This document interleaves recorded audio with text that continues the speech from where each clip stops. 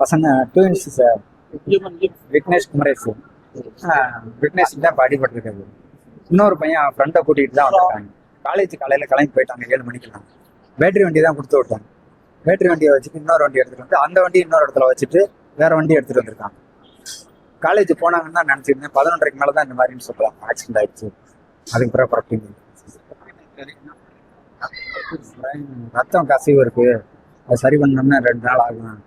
ஐசியில் இருக்கான், பார்த்துட்டு சொல்கிறான். காலையும் எலும்பு அடிபட்டுருக்கு, அதையும் ஆப்ரேஷன் பண்ணணும். எதனால எப்படி அடிபட்டுச்சுன்னு தெரியுமா? அது எனக்கு தெரியாது. சின்ன பையன் தான் விவரம் சொன்னான். சின்ன பையன் சொன்னா முன்னாடி 2 வண்டியில் வந்திருக்காங்க, பின்னாடி வந்த வண்டி இடிச்சதுல அப்படியே கவுண்ட் இதாயிருக்கும்.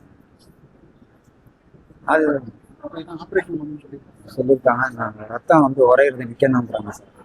அது இது பண்ணாக்கா முடியும், 48 மணி நேரம் ஆகும் அப்படின்றாங்க. என்ன ஒன்றும் சரியாக.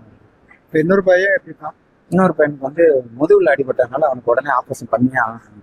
2 பேருமே ஒரே காலேஜ். ஒரு நீங்க என்ன பண்றீங்க? பால் கடை கடை. மீட்டிங் போறேன்னு சொன்னாரு, எப்படி இல்லை சார்? காலேஜுக்கு போறேன். காலேஜுக்கு தான் சார் நான் அனுப்பி விட்டேன். காலேஜ் தான் போயிருக்காங்க. காலேஜுக்கும் போயிட்டாங்க. சின்ன பையன் சொல்றாங்க காலேஜ் போயிருந்தான், வெளியே வந்துட்டான் அப்படின்னு. வெளியே இவங்க அனுப்பி விட்டதுனால வந்தானா இல்ல அவங்கள தெரியாம வந்தானான்ற தெரியல. கேட்டா தான் தெரியும். ஆர்மி இந்த காலேஜ் நேஷனல் சார். காலேஜ் வந்து இங்க வந்து ஆமா சார். 10 மணிக்கு மேலே தான் காலேஜ் விட்டு வெளியே வந்திருக்கான். 11:30 எனக்கு நியூஸ் வருது அடிபட்டு. அப்படி பாண்டியன்.